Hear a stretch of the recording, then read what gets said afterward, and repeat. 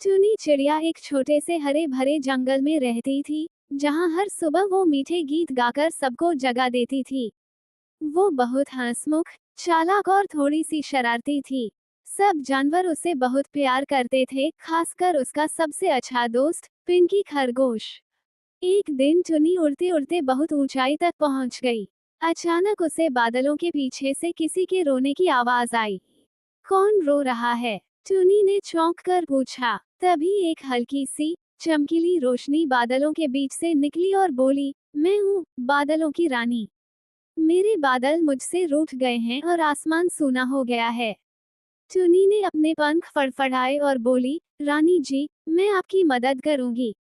ये टुनी का वादा है। और शुरू हुआ टुनी का सबसे बड़ा साहसिक सफर, बादलों को मनाने, आसमान को सजाने और एक रानी की मुस्कान वापस लाने का मिशन। भाग 2। पहला मिशन, गरजू बादल। टुनी सबसे पहले उस बादल को ढूंढने निकली जो सबसे ज्यादा गुस्सैल था, गरजू बादल। वो बिजली गिराने में माहिर था और हमेशा गड़गड़ाता रहता था।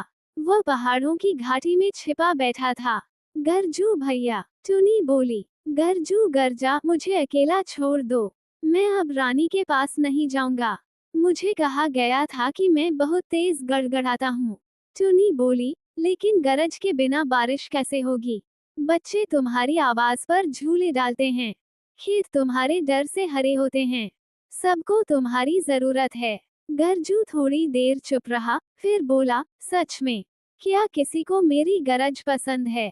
हाँ, टुनी चहचहाई, बिल्कुल। गरजू मुस्कुराया और बादलों की रानी के पास लौटने को तैयार हो गया। भाग 3। दूसरा मिशन, रुईबाला बादल। अब टुनी पहुंची एक फूलों के खेत में, जहां उसने देखा एक प्यारा सा फूला फूला रुईबाला बादल सोया हुआ था। रुईबाले भैया, जागो, सबको तुम्हारी छांव चाहिए। नहीं, रुईबाला बोला, मैं थक गया हूँ। सब कहते हैं मैं सिर्फ आराम करने वाला बादल हूँ। कोई मेरा सम्मान नहीं करता। टुनी को एक तरकीब सूझी। वो उड़कर गांव ले गई और वहां के बच्चों से कहा, आओ, रुईबाले भैया की छांव में पिकनिक करें। बच्चों ने मस्ती की, गाना गाया, झूले झूले। रुईबाला खुश हो गया। मैं भूल गया था कि मेरी छांव भी सबके लिए कीमती है, वो बोला और बादलों की रानी के पास लौट चला। भाग 4। तीसरा मिशन, बूंदू बादल। अब बारी थी बूंदू की, बारिश वाला बादल जो छिपा बैठा था एक मरुस्थल के ऊपर। वो रो रहा था, मेरी बूंदों का कोई मोल नहीं। सब बस गरज और बिजली के पीछे भागते हैं। टुनी बोली, बूंदू भैया, अगर तुम ना हो तो पेड़ पौधे कैसे जिएंगे? पर किसी ने मुझे कमजोर बादल कहा। टुनी ने दूर एक खेत दिखाया जो सूखा पड़ा था। उसे देखो, बूंदू भैया, वो बस तुम्हारी एक बूंद का इंतजार कर रहा है। बूंदू ने अपनी आंखें बंद की और हल्की बारिश शुरू कर दी। खेत में हरियाली छा गई।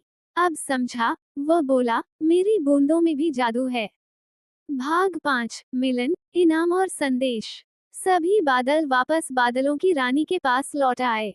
पूरा आसमान एक बार फिर नीला, सफेद और प्यारा हो गया। गांव में बारिश आई, बच्चों ने नाचे, पेड़ झूमे। बादलों की रानी टुनी को बुलाकर बोली, तुमने न सिर्फ मुझे मेरे साथी लौटाए, बल्कि सबको सिखाया कि हर किसी का महत्व होता है।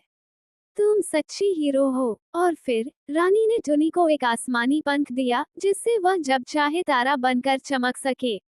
अब भी जब आसमान में एक नन्हा सा तारा बहुत तेज चमकता है, तो बच्चे कहते हैं, देखो, टुनी चिड़िया हमें देख रही है।